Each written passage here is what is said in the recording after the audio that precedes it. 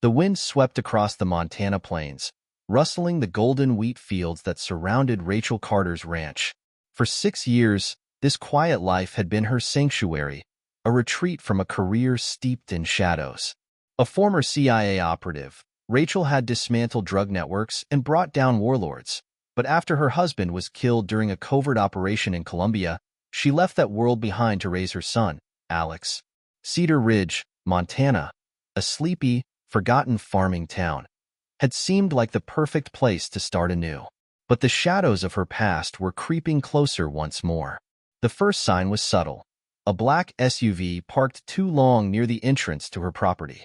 Rachel had learned to spot surveillance without drawing attention. From her position behind a barn window, she used binoculars camouflaged as farm equipment to observe the vehicle. Two men sat inside, pretending to check a map, but their body language betrayed them. Alert, professional, and ready for action. They weren't tourists. They were scouts. Rachel's instincts sharpened. She turned on her concealed security camera network, which she had hidden in the guise of irrigation pipes and weather sensors. She would study their patterns before making her next move. This was a reconnaissance mission, an opening move in a dangerous game she knew all too well. At Cedar Ridge Elementary, Alex Carter was unaware of the danger closing in. At 11 years old, he was sharp for his age, perceptive in ways that other kids weren't. He'd inherited his mother's keen sense of observation, though he didn't fully understand it yet. As he waited for the school bus, Alex noticed a man watching him from a car parked near the playground. The man pretended to read a newspaper, but Alex felt the weight of his stare. The man's shoes, polished black leather, were far too formal for a small-town farmer. Later, over dinner, Alex mentioned the man casually.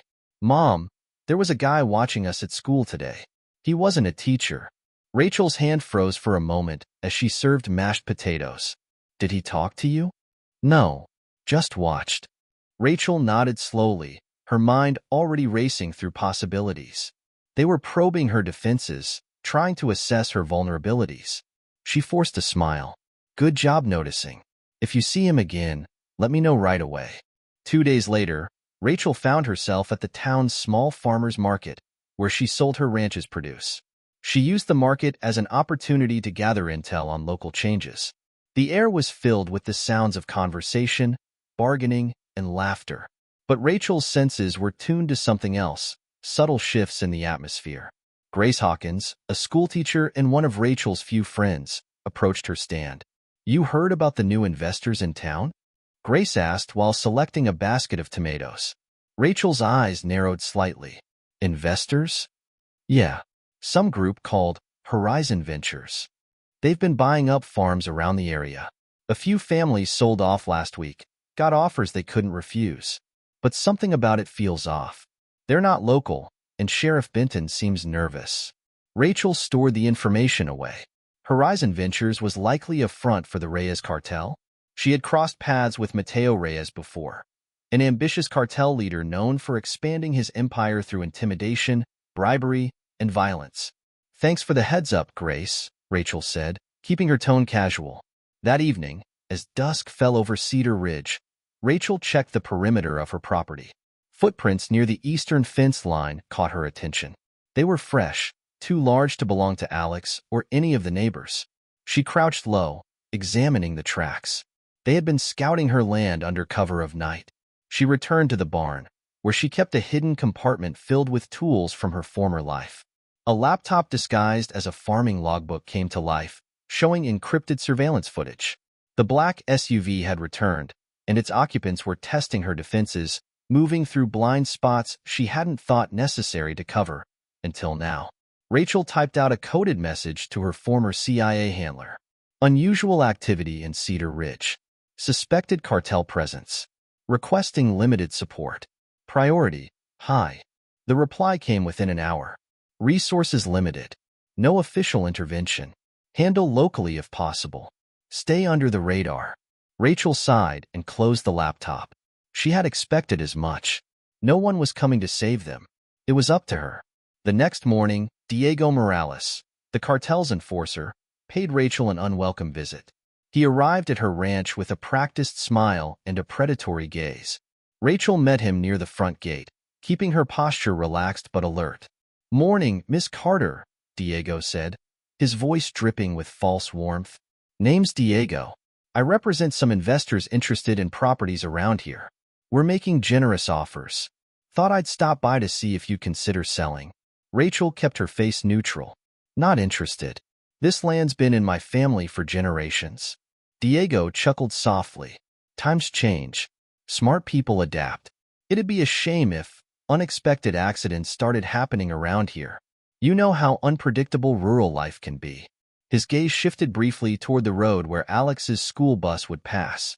Rachel felt a cold rage ignite inside her, but she forced her expression to stay calm. He had just made his first mistake. Threatening her son? "That sounds almost like a threat," she replied, allowing a hint of fear to creep into her voice. Diego smiled, clearly enjoying her reaction. He didn't notice how her eyes tracked his associates hidden near the tree line, or how she discreetly memorized his body language and weak points. "We'll be in touch," Diego said before turning back to his SUV. As the cartel vehicles drove away, Rachel's demeanor shifted. The fear she had projected melted into cold, calculating resolve. She photographed the tire tracks they left behind and began drafting her counter-strategy. They thought they could intimidate her. They didn't realize they had just provoked someone who had spent years dismantling organizations far more powerful than theirs. At breakfast, Alex noticed the shift in his mother's mood. "Mom, is something wrong?" he asked, watching her stir her coffee absent-mindedly. Rachel met his gaze and forced a gentle smile. "Nothing you need to worry about, sweetheart, but I need you to be extra aware of your surroundings. If you see anyone suspicious, you tell me immediately, okay?" Alex nodded, his young face serious.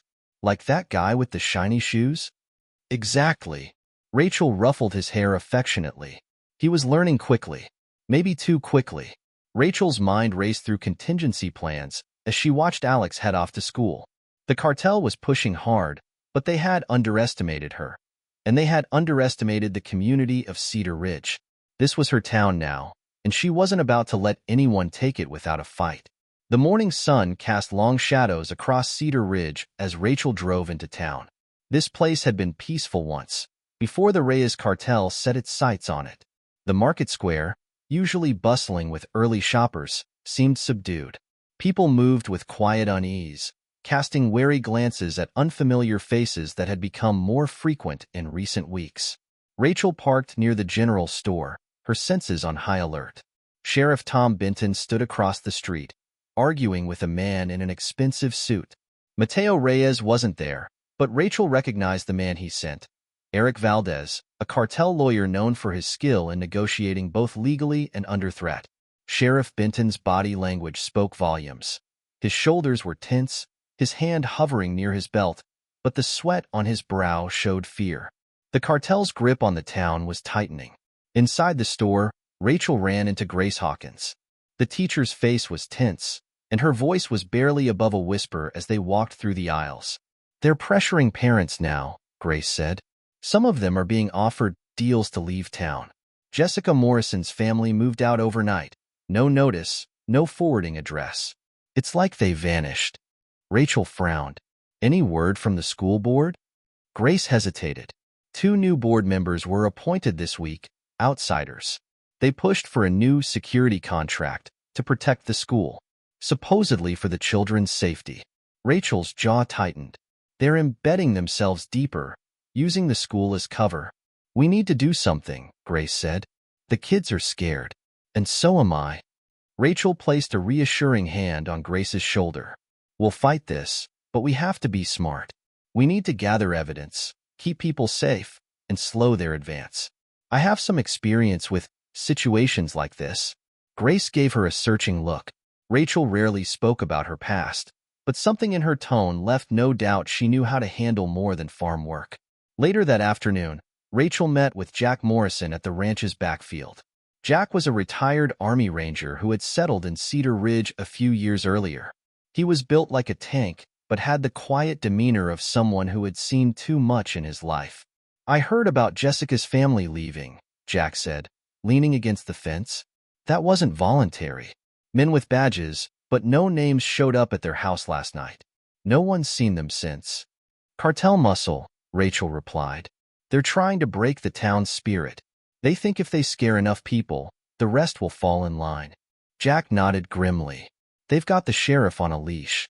Benton was always a decent guy, but now he's scared stiff. I don't think he knows how to fight back. We don't need him to fight, Rachel said, her mind racing with possibilities. We need him to stall. Delay their plans while we hit them from different angles. I'm going to gather evidence and send it to federal contacts, but it'll take time. You've got my help, Jack said firmly. Whatever you need. Rachel nodded in gratitude. Good. Start by keeping an eye on the town's perimeter. They'll try to block off exits when things escalate. By the next morning, Diego Morales and his enforcers began making more direct moves. Farmers received threatening letters. Property damage, trucks with slashed tires, fences burned down, became common. The message was clear: sell or face the consequences. At the market, Rachel observed one of Diego's men, a lanky figure in a leather jacket, casually chatting with business owners. He smiled too easily, his hands resting near a concealed weapon under his coat. Rachel positioned herself by her produce stand, arranging vegetables while quietly tracking his movements. Sheriff Benton approached, his expression weary. "Miss Carter," Benton greeted her, glancing nervously over his shoulder. "You've probably noticed, we've had some problems lately." "I've noticed," Rachel said, keeping her voice neutral. The sheriff hesitated, then lowered his voice. "Look, I'm in over my head. These people aren't like anything I've dealt with before. They've got connections, political, financial. I've got a family to protect. If you have any ideas on how to keep this from turning into a war zone, I'm all ears." Rachel studied him for a moment. He wasn't fully corrupted yet, just afraid. She could work with that. "Start by dragging your feet," she said quietly.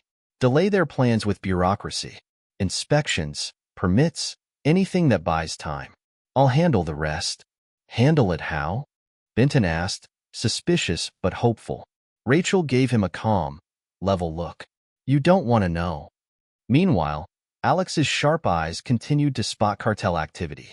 During recess, he noticed the same man from earlier near the playground, pretending to fix a nearby fence.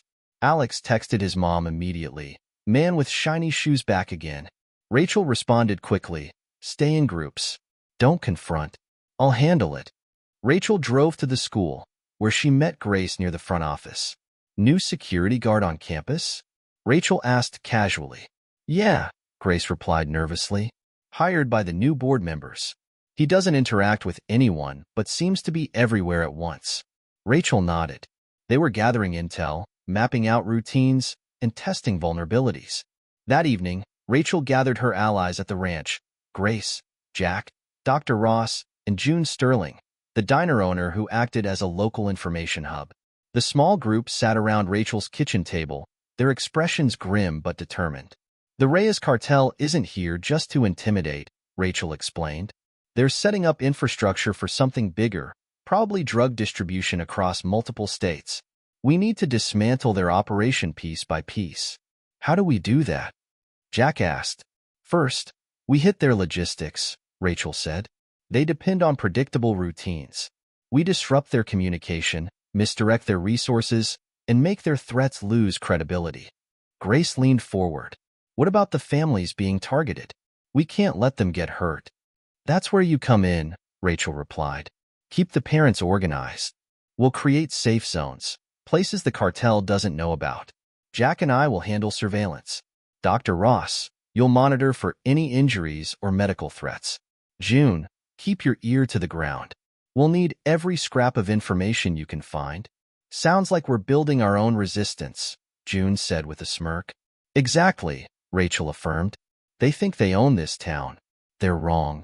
Over the next week, Cedar Ridge quietly transformed. Rachel's network of allies disrupted the cartel's plans at every turn. Jack sabotaged equipment deliveries. Grace coordinated parents to spread false information about school schedules. Dr. Ross quietly documented every injury caused by cartel intimidation, creating a paper trail of evidence. Rachel monitored Diego's growing frustration through her surveillance cameras. The cartel's tactics were faltering. They had expected fear and compliance. Instead, they found organized resistance. But Rachel knew this was only the beginning. Mateo Reyes would soon escalate. They needed to be ready for whatever came next. The lines had been drawn. Cedar Ridge wasn't going to surrender without a fight. The sky over Cedar Ridge darkened as storm clouds rolled in, matching the tension building in the town. Rachel Carter stood on her porch, watching the horizon. Her instincts told her the Reyes cartel was on the verge of escalation. They weren't going to tolerate continued resistance for long. The next morning, Diego Morales stormed into the sheriff's office, his usual cool demeanor gone. Sheriff Benton, already on edge, struggled to maintain composure as Diego loomed over his desk. "You're not holding up your end of the deal, Sheriff," Diego growled. "We've got deadlines to meet, and your paperwork delays are costing us time and money." "I'm just following protocol," Benton replied, sweating under Diego's glare. "The county requires inspections, approvals.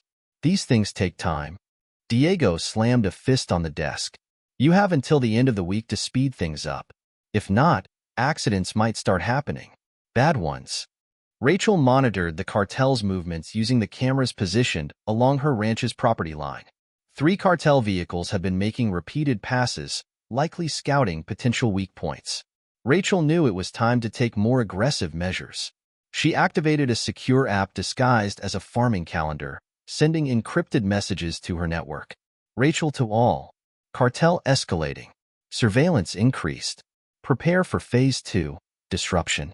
At the school, Grace Hawkins took subtle actions to protect students and families. She coordinated a series of safety drills that, unbeknownst to the cartel, were actually evacuation exercises. The parents were given instructions to gather at prearranged safe zones if violence broke out. Meanwhile, Alex Carter had formed his own version of a reconnaissance team. He and a few trusted friends quietly observed the cartel's security guards on campus. During lunch, Alex reported back to his mom via text. "2 guys following our bus routes. Same cars as before. Should I change my route home?" Rachel smiled at his initiative, but sent a firm reply. "Stick to the plan. Keep eyes open, but stay with friends. No direct contact." Later that evening, Rachel met with Jack Morrison near an abandoned grain silo outside town. Jack had been monitoring supply deliveries to a local warehouse that the cartel had recently acquired. "They're moving equipment in under cover of night," Jack reported. "Trucks, crates, industrial scale. Looks like they're building a processing facility." Rachel's mind worked through the possibilities. This was more than a local operation. The cartel was establishing a major distribution hub for their product. "Good work, Jack," Rachel said. "I'll handle the next step." Jack raised an eyebrow. "You planning to infiltrate that place alone?" Rachel gave him a knowing smile. Wouldn't be the first time. Rachel's infiltration that night was swift and efficient. Dressed in dark tactical gear, she moved through the warehouse's perimeter like a ghost. Using a small drone, she captured images of crates labeled with false agricultural product names. Inside, she found large containers filled with chemical supplies, likely used to manufacture drugs. She planted audio bugs in key locations and quietly disabled the security camera's recordings, ensuring they would feed only recycled footage for the next 24 hours. As she slipped out of the building, she heard a familiar voice over the hidden earpiece she wore. "I know you're watching, Carter." Diego's voice crackled on the audio feed. He was speaking to another man in the warehouse. "You think you're clever, but we've been through worse. Mateo has plans for this town, and there's nothing you can do to stop it." Rachel smiled grimly. "Oh, Diego, you have no idea who you're up against." By dawn, the cartel was reeling from a series of coincidental setbacks. Trucks scheduled to deliver construction supplies had been rerouted by fake road closures. Local suppliers, warned by Rachel's network, suddenly found reasons to delay their contracts. Meanwhile, Dr. Ross documented a mysterious increase in inspections from various state agencies, arranged through Rachel's quiet connections to her former CIA colleagues. At June Sterling's diner, cartel members tried to blend in while gathering information, but June and her staff fed them misleading rumors. "Yeah, I heard Rachel Carter's thinking about selling her land," June said casually to one of the men. "But she's real particular." only wants to talk to buyers from out of state. The cartel's frustration grew as their plans unraveled. They were struggling to separate fact from fiction. Rachel met with Sheriff Benton under the pretense of discussing a farm dispute. Away from prying eyes, she delivered a subtle warning. "You're running out of time to play both sides," she told him. "The cartel won't tolerate failure. You need to choose where you stand." Benton looked conflicted. "You don't understand. These people have reach. If I cross them, they'll go after my family." "They'll go after your family no matter what," Rachel said bluntly. "The only way to protect them is to weaken the cartel's control before it's too late." Benton swallowed hard but gave a reluctant nod. "I'll do what I can." As the week progressed, Rachel's network escalated their efforts.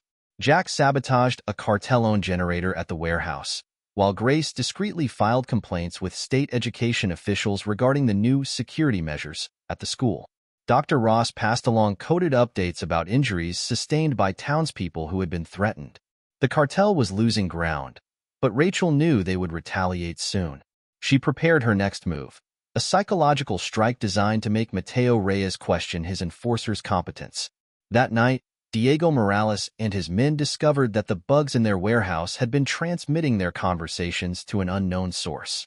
The sense of control they had over Cedar Ridge was slipping away. Diego's temper flared. "This ends now," he snarled. "We're done playing games. I want Carter and her allies brought in. No more warnings." His order triggered a shift in strategy, one that Rachel had been anticipating. The cartel thought they were preparing for war.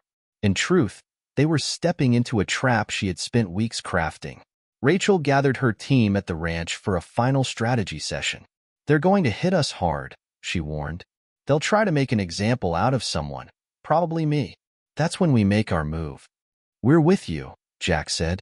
"You've got the parents ready," Grace added. "They trust you." Rachel met their determined gazes. This wasn't just her fight anymore. It belonged to everyone in Cedar Ridge. "We hold the line," Rachel said quietly. "Together." As thunder rolled in the distance, Rachel's mind sharpened with focus. The cartel was coming, but they had underestimated her, and they had underestimated the town. The storm broke over Cedar Ridge that night, lightning splitting the sky in jagged arcs. It wasn't just a storm in the sky. Violence was coming, too. The cartel's patience had run out, and Rachel knew they would strike soon. The pieces were in motion. She just needed to stay one step ahead. "This is your last chance, Sheriff," Diego Morales warned over a late-night phone call. His voice was low and menacing. "Either you get Carter to cooperate, or the next fire won't stop at a barn." Sheriff Benton clenched his jaw, the guilt and fear tearing at him. "You don't understand what you're pushing, Morales. If you make this move, there's no going back." Diego chuckled darkly. "We're already past that point, Sheriff. We've given your little town plenty of time. Now it's time to clean house." Benton slammed the phone down and stared at his reflection in the window. He was losing control of everything. Rachel watched the dawn from her barn's hidden surveillance station. Her cameras had captured cartel vehicles circling key locations overnight. Diego's team was moving like predators, staking out their prey. She rewound the footage and froze on a figure standing near the school, one of Mateo Reyes' more experienced enforcers. "They're positioning themselves for a strike," she muttered to herself. The cartel was following a textbook pattern: pressure, isolate, and then eliminate opposition. But patterns could be exploited. She sent a coded message to her allies. "Prepare for Phase 3. Counter-surveillance active. Expect confrontation." At Cedar Ridge Elementary, Grace Hawkins noticed new security cameras being installed around the perimeter. The contractors were all outsiders with military-grade equipment. This wasn't about protecting the school. This was about control. Grace intercepted Rachel outside the school that afternoon. "They've tightened security here. They're acting like they own the place." Rachel nodded. "They're fortifying their assets. They know we're watching, but they don't know how much we've uncovered. That's going to work in our favor." Grace hesitated. "You're sure this won't put the kids in danger?" Rachel gave her a steady look. "We've built a network of safe zones. As long as we stick to the plan, the kids will be safe. But the cartel is going to try to push us to the edge. We can't give them that power." By evening, Rachel convened a meeting with Jack Morrison, Dr. Ross, and June Sterling at the diner's back room. Rain hammered against the windows, but the tension inside was sharper than the storm outside. They've set up observation posts around town, Rachel began, spreading out a map on the table. This is their strategy. Choke points at major exits, pressure points on families they've already threatened. They're trying to make us feel cornered. They're escalating fast, Jack said, crossing his arms. I saw 2 more SUVs near the warehouse tonight. Whatever they're planning, they're not pulling punches. Rachel's voice hardened. They want to take control by force. But they're playing by predictable rules. We're going to use that against them. We're stretched thin, June said. What happens if they go after the families who didn't leave? They'll expect fear and panic, Rachel replied. Instead, we create controlled chaos, disrupt their communications, isolate their operatives, and neutralize their ability to act as a single unit. We've been preparing for this moment. Dr. Ross leaned forward. What about medical support? If things get violent? Rachel met his gaze. I'll try to avoid direct confrontation, but if it comes to that, I trust you to do what's necessary to protect the wounded. The first strike came that night. A fire broke out on the Anderson farm, one of the last holdouts refusing to sell. Rachel had predicted the move and station cameras on the property. The footage showed 3 cartel arsonists setting the fire under cover of darkness. Rachel sent the footage to Sheriff Benton with a message, proof of cartel involvement. You're running out of time to choose a side. The next morning, Diego Morales made a public display of power. He approached Rachel's produced stand at the market, flanked by 2 enforcers. Good morning, Miss Carter, Diego said with an oily smile. Heard about the fire at Anderson's place. Real shame. Accidents like that happen all the time in farming communities. Rachel played her role perfectly, calm but visibly tense. What do you want, Diego? Just checking in. We care about the well-being of our neighbors, he replied mockingly. His gaze drifted toward Alex, who was helping unload produce crates nearby. Beautiful place you've got here. Would be a pity if something happened to it. Rachel's eyes hardened, though she kept her voice neutral. Is that another accident you're threatening? Diego chuckled. Just friendly advice. Smart people adapt to changing circumstances. Rachel watched him walk away, her mind already formulating the next move. The cartel had just crossed a line. They had no idea how prepared she was to retaliate. Jack reported later that cartel operatives were having trouble communicating. Their radios and encrypted phones were experiencing unexplained interference, Rachel's handiwork. She had deployed a series of jamming devices disguised as farm equipment, disrupting the cartel's coordination without them realizing the source. They're stumbling, Jack said over the phone. Confused, disorganized. This might be our window to push harder. Rachel nodded. Keep the pressure on.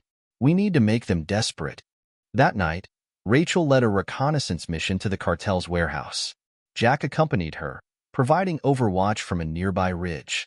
The facility was buzzing with activity as cartel members scrambled to recover from the series of disruptions. They're accelerating their timeline, Jack whispered over the comms. They're moving something big inside. Rachel crept closer, using the shadows to her advantage. Through a side window, she spotted crates marked with diplomatic seals. Whatever this operation was, it involved high-level political protection. Rachel recorded everything on a hidden camera before slipping away undetected. They had the evidence, but they still needed time to distribute it to the right authorities. The following day, Grace sent an urgent message. They're targeting students. New emergency drills scheduled. Something feels wrong. Rachel's mind raced. The cartel was preparing to use the school as a hostage scenario. She responded immediately. Initiate student evacuation protocols. Keep them away from high-traffic areas. I'll deal with the security. As the cartel continued to push their intimidation tactics, Rachel's network tightened its grip on counter-surveillance. June's diner became a hub for information, with townspeople passing along updates on suspicious activity. Meanwhile, Sheriff Benton, finally pushed to his breaking point, began quietly cooperating with Rachel's plan. He tipped off federal contacts about the cartel's increasing aggression, though he feared it might not be enough. I'll buy you time, he told Rachel. But if this blows up, I can't protect anyone. You won't have to, Rachel assured him. We're almost there. The storm within Cedar Ridge was reaching its peak. Diego Morales prepared for a decisive move, but Rachel was already several steps ahead. The cartel believed they were the hunters, but they had unknowingly walked into a trap. The wolves were about to discover what it felt like to be prey. The air in Cedar Ridge was thick with tension. The cartel had pushed too hard, too fast. Now, both sides were moving toward confrontation. Rachel Carter had spent weeks preparing for this moment, but the stakes had grown higher than she had anticipated. The cartel wasn't just a local threat anymore. They had federal ties and political protection. Early the next morning, Sheriff Benton arrived at Rachel's ranch, looking more haggard than ever. His hand shook slightly as he lit a cigarette. "They're on to me," Benton said quietly. "Diego's men know I've been dragging things out. They're watching my house. My wife's been asking why there are strange cars parked across the street at night." Rachel crossed her arms. "Then it's time to make your stand, Sheriff. You need to cut ties with them and give us something we can use." Benton looked defeated. "You don't understand. These guys aren't just gangsters. They've got connections in state government. You take one of them down, 3 more show up." "That's where you're wrong," Rachel replied firmly. "They've exposed themselves by setting up here. They've built too many operations in one place. We've been documenting everything. When this breaks, the whole structure will collapse." The sheriff hesitated before nodding. "All right, I'll get you the files on property transfers and false reports. But if this fails—" "It won't," Rachel assured him. "But you have to trust me." That afternoon, Rachel checked in with Dr. Ross, who had been receiving an influx of unusual patients, injuries disguised as farming accidents, workers who wouldn't explain their wounds. He led her into his office and shut the door. "They're pushing medical staff to falsify injury records," Ross explained. "They want it to look like these injuries are routine, but they're anything but. I found patterns, knife wounds, burns, broken bones that don't match farm work, creating plausible deniability for their violence," Rachel said, her mind racing. "Can you keep documenting without tipping them off?" "I'll try, but they're sending people to check on me," Ross warned. "We're on borrowed time." "Just hold on a little longer," Rachel said. "We'll break this soon." Meanwhile, Jack Morrison monitored cartel movements near the outskirts of town. Over a secure line, he reported to Rachel that a convoy of trucks had arrived at the warehouse. "They're moving in heavy equipment," Jack said. "Construction machinery, industrial generators. Looks like they're prepping for long-term operations." Rachel frowned. They were accelerating their timeline, likely in response to the pressure her network had applied. "They're going to make a big move soon," Rachel said. "Keep eyes on those trucks. If they're transporting something dangerous, we need to intercept." "Got it," Jack replied. "You be careful too, Rachel. They're not playing games anymore." At the school, Grace Hawkins faced her own pressures. The new security consultants were now openly monitoring students and staff. Grace caught one of them going through student records and quickly intervened. "Excuse me, what are you doing?" Grace asked, her voice steady but firm. The man, a tall figure with a military bearing, smiled coldly. "Just routine security protocols, making sure everything's in order." "Student records are confidential," Grace shot back. "You don't have clearance for this." The man's eyes narrowed. "You might want to be more cooperative, Miss Hawkins. People who ask too many questions tend to have accidents." Grace's heart pounded, but she refused to show fear. "Then you'd better start being more careful yourself," she said, turning her back and walking away. She texted Rachel immediately. "They're digging into student records, trying to map out family connections. It's escalating." Rachel's response came quickly. "Stay alert. Evacuation drills are still in place. We'll counter soon." As night fell, Rachel reviewed the surveillance footage she had gathered. The cartel's enforcers were increasingly agitated, moving through town in aggressive patrols. Their paranoia was growing. They could sense that control was slipping through their fingers. Diego Morales appeared on one of the camera feeds, meeting with cartel lieutenants at an abandoned gas station. Rachel activated directional microphones, capturing fragments of their conversation. "Reyes wants this done by the end of the week," Diego said, pacing angrily. "If we don't lock this place down, we're finished." Carter and her people have been sabotaging us at every turn. We can't find her, another man said. It's like she knows every move we make before we make it. Then we flush her out, Diego snarled. We hit the families still holding out. Make examples of them. Rachel clenched her jaw.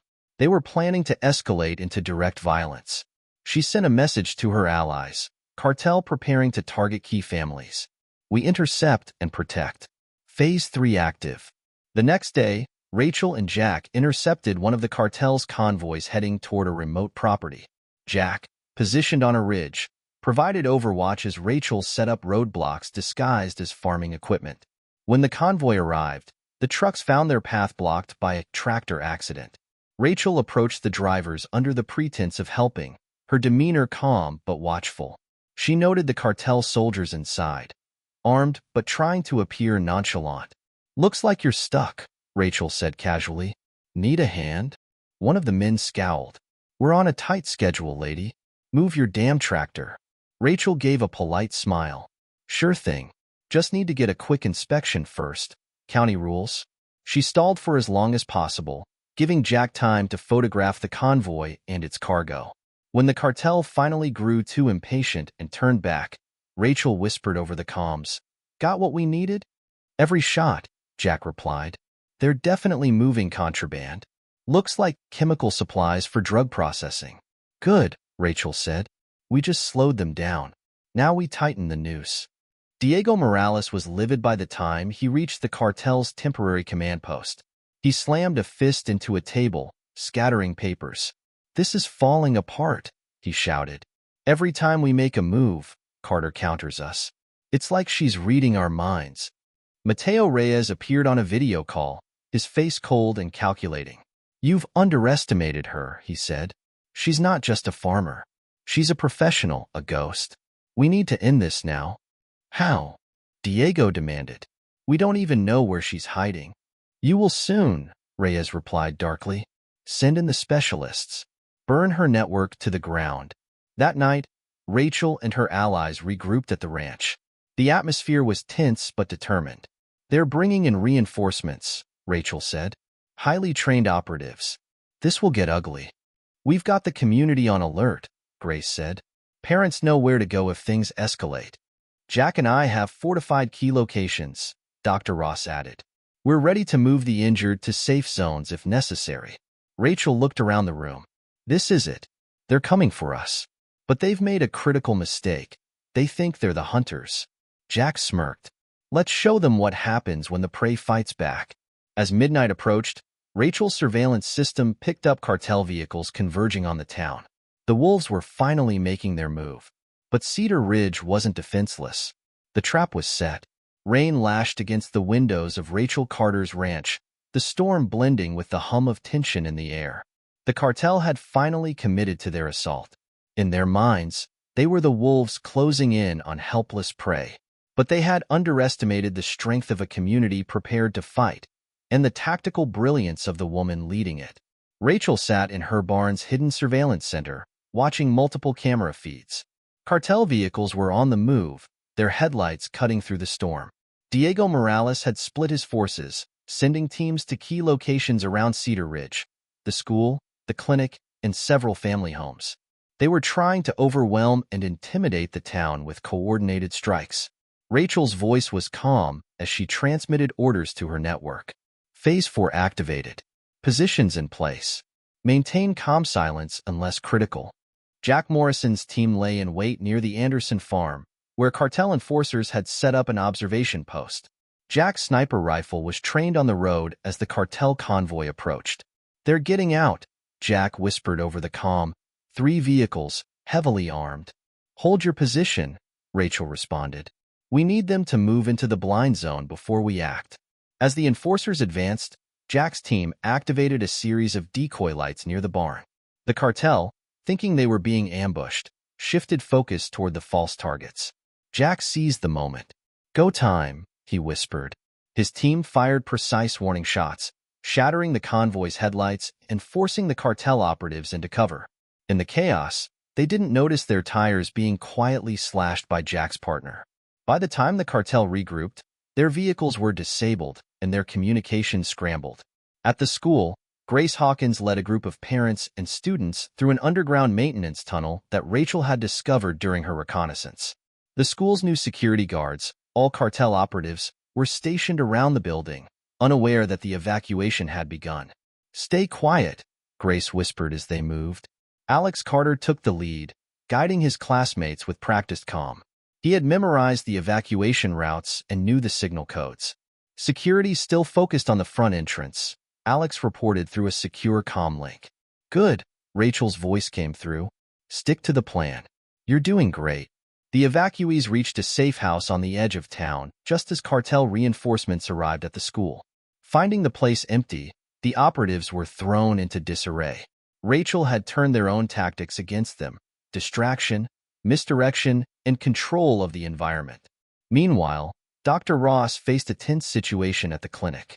Diego's enforcers arrived demanding medical records under the pretense of routine inspections. Ross maintained his composure, stalling for time. "Sorry, but patient confidentiality laws are strict," Ross said. "You'll need a warrant." One of the enforcers slammed a hand on the desk. "We don't need a warrant. We need cooperation." Before they could escalate further, Rachel's voice came through Ross's hidden earpiece. "They're bluffing. Federal backup is 15 minutes out. Just keep stalling." Ross feigned compliance, leading the enforcers on a tour of the building. He subtly triggered the security lockdown, trapping them in an isolated wing. The soundproof walls ensured they wouldn't notice the sound of approaching sirens until it was too late. At the center of the operation, Diego Morales prowled through an abandoned warehouse on the outskirts of town. His lieutenants reported setbacks at every location: missing families, sabotaged equipment, and failed communications. "This doesn't make sense," one of them muttered. "How does a farmer have this kind of network?" "She's not just a farmer," Diego hissed. "She's military or something worse. We underestimated her." Rachel listened in through the audio bugs she had planted earlier. Every word they spoke added to the evidence she was compiling. She typed out a secure message to her former CIA contact. "Cartel command structure compromised. Audio and visual confirmation of tactical escalation. Request federal strike authorization." The reply came within moments. "Authorization granted. Federal units en route. Maintain local command." Diego's frustration boiled over as he realized his operation was unraveling. "Pull everyone back to the staging area," he barked into his radio. "We regroup and hit Carter's ranch directly. No more games." Rachel smiled grimly. They were taking the bait. By the time Diego's convoy reached the ranch, the rain had intensified, creating deep mud that slowed their vehicles. Rachel had carefully planned the terrain, using irrigation systems to turn key access points into quagmires. The cartel soldiers disembarked, weapons drawn, and spread out in search of Rachel and her allies. They found only silence and darkness, until motion-activated floodlights blazed to life, disorienting them. "Hold your ground," Diego shouted, but the cartel's radios crackled with interference. Their tactical advantage was slipping further as Rachel's network executed the next phase of her plan. Prepositioned drones buzzed overhead, capturing high-resolution footage of the cartel operatives. From her hidden vantage point, Rachel activated an audio broadcast. Diego and his men froze as her voice echoed through the storm. "You think you own this town? You think you can terrorize innocent people without consequences," she said. "You're wrong. Cedar Ridge is mine now. Find her." Diego roared. His men scrambled to locate the source of the broadcast, but Rachel stayed several moves ahead. Jack's team opened fire on the cartel's vehicles, targeting their fuel tanks. Explosions rocked the ranch as the vehicles were engulfed in flames. Trapped in a kill zone, the cartel soldiers tried to retreat, but Rachel's allies had cut off their escape routes. Diego cursed under his breath. "We're being hunted." At the height of the chaos, federal strike teams finally arrived. Black SUVs and tactical units swarmed the outskirts of town, coordinating with Rachel's network. Within minutes, the cartel's remaining forces were rounded up. Diego Morales made a last-ditch effort to flee but found himself face-to-face with Rachel. She stood calmly, a pistol aimed at his chest. "You lost, Diego," she said. "It's over." Diego sneered. You think this changes anything? Mateo Reyes has people everywhere. You'll never be safe. Rachel stepped closer, her voice cold. Neither will he. Tell Reyes the ghost he's been running from all these years just buried his operation. Cedar Ridge is off limits. Diego hesitated, then dropped his weapon as federal agents closed in around him. The cartel's reign over Cedar Ridge had come to an end. By dawn, the storm had passed, leaving behind a battered but unbroken town. Families emerged from their safe zones, greeted by the sight of federal agents dismantling the cartel's infrastructure. At the school, Grace hugged Rachel tightly. You did it. You saved us. We saved each other, Rachel corrected. This was never just my fight. Jack walked up, wiping mud from his hands. They'll think twice before coming back here. Good, Rachel said quietly. But we stay vigilant. There's always another battle. She glanced toward the horizon, knowing that Cedar Ridge had become something stronger than it had ever been. It was a community united by resilience and trust. For the first time in years, Rachel allowed herself to breathe. The wolves had been defeated. The early morning sun cast a golden glow over Cedar Ridge, illuminating a town transformed by the battle it had endured. Though fences still needed repair, and scorch marks lingered where the cartel's vehicles had burned, the people moved with renewed purpose. The fear that once gripped the community was gone. The cartel had been dismantled, and their enforcers were now in federal custody. Rachel Carter stood at the edge of her ranch, taking it all in. The storm had passed, but the aftermath still weighed heavily on her mind. Victory didn't mean the fight was over. Not when an enemy as powerful as the Reyes cartel had been wounded. They would regroup and retaliate, unless she could eliminate their influence completely. At the sheriff's office, Benton reviewed the files Rachel had given him. The evidence, audio recordings, surveillance footage, and financial records, was irrefutable. Federal agents had already acted on the information, arresting corrupt politicians and cartel collaborators across the state. You've saved my career and my life, Benton said when Rachel visited him. But they'll come after you. People like Mateo Reyes don't forgive setbacks like this. I'm counting on it, Rachel replied. I need Reyes to make a mistake. He'll send people after me, but I'll be waiting. You could walk away, Benton suggested. Disappear. Start fresh somewhere else. Rachel shook her head. Running would just leave Cedar Ridge vulnerable again. This place is my home now. If Reyes wants a fight, he'll have to come here and face me on my terms. Meanwhile, Diego Morales sat in a high-security holding cell, under heavy guard. Federal agents interrogated him for hours, but he gave them little more than threats and cryptic warnings. However, Rachel had arranged for one final meeting with him before he was transferred. I didn't think they'd let you in here, Diego said, smirking as Rachel entered the room.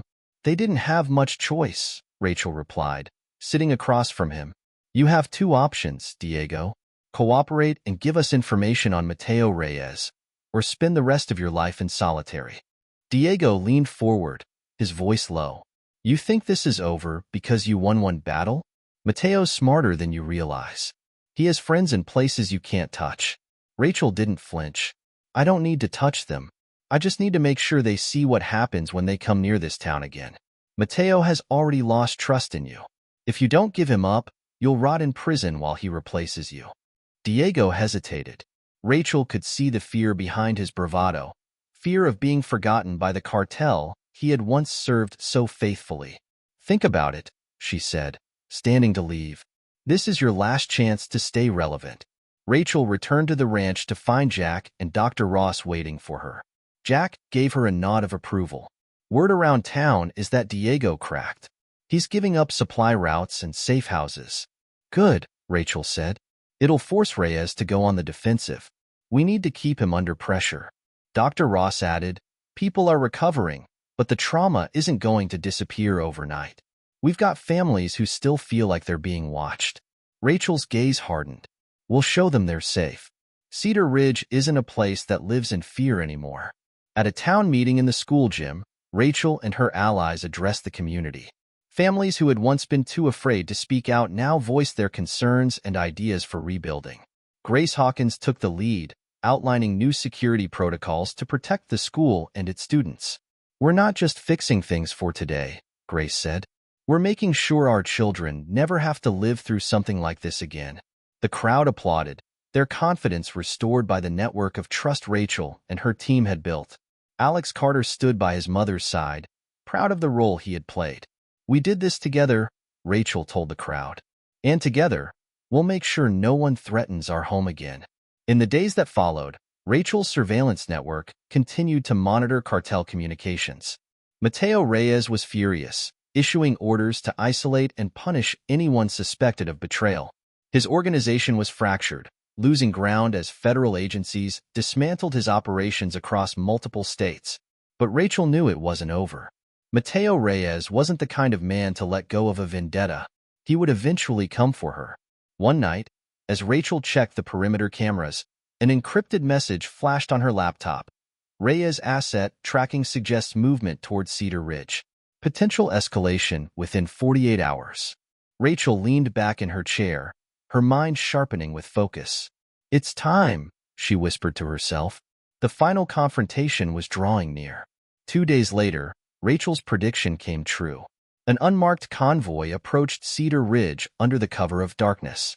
This time, it wasn't low-level enforcers. It was a tactical team, professionals trained for high-risk operations. Mateo Reyes was making a statement. He would personally oversee the elimination of the threat Rachel posed. But Rachel had spent her career studying men like him. She knew how they thought, how they moved, and how to exploit their overconfidence. As the convoy entered the town limits, Jack's voice came over the comm link. "They're here. Looks like Reyes brought his A-team." "Good," Rachel replied. "Let's welcome them to Cedar Ridge." The confrontation unfolded with surgical precision. Reyes' team expected a chaotic firefight, but instead found themselves caught in a web of traps and misdirection. Rachel's drones tracked their every move, feeding real-time updates to her allies. Grace coordinated civilian evacuations while Jack's team ambushed the convoy, disabling key vehicles with tactical precision. Rachel led the final strike, confronting Reyes at an abandoned mill on the outskirts of town. "Rachel Carter," Reyes said as she stepped into the open, "you've caused me more trouble than anyone else ever has." "You brought that on yourself," Rachel replied coldly. "You thought you could control this town, but you never understood what you were up against." Reyes chuckled darkly. "And you think you've won because you outmaneuvered some of my people? I have more resources than you can imagine." Rachel leveled her gaze at him. "Resources mean nothing when the people you rely on are afraid to follow you. You've lost your foothold here. Cedar Ridge isn't your territory anymore." Reyes hesitated, sensing the truth in her words. His organization was crumbling, his enforcers either captured or fleeing. The network of fear he had built was gone. "You're done, Reyes," Rachel said. "You just don't know it yet." As federal agents arrived to secure the scene, Reyes was taken into custody. For the first time in years, Rachel felt the weight of her mission lift. The fight was over. The next morning, Rachel stood with her allies on the ridge overlooking the town. Jack, Grace, Dr. Ross, and June joined her, each of them reflecting on the journey they had taken. "Feels good to win," Jack said with a grin. "This isn't just a win," Grace added. "It's a new beginning." Rachel nodded. "Cedar Ridge isn't just surviving anymore. It's thriving. And no one's going to take that from us." Alex approached, handing his mom a fresh cup of coffee. "You really showed them, Mom," he said proudly. Rachel smiled and ruffled his hair. "We all did." As the sun rose higher, illuminating the town they had fought to protect, Rachel allowed herself a rare moment of peace. The wolves had been driven out, and the people of Cedar Ridge were stronger than ever.